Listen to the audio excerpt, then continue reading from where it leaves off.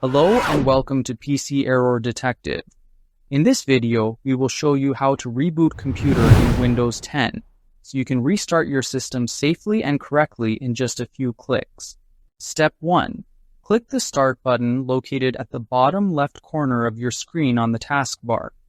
This button opens the Start menu where you can access power options and important system controls. Step 2. Click the Power button inside the Start menu.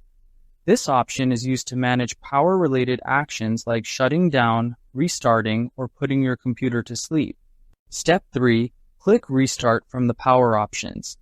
This will safely close all running programs and reboot your Windows 10 computer, which helps refresh the system and fix minor performance issues. Thanks for watching, and don't forget to subscribe to PC Error Detective for more helpful Windows tutorials.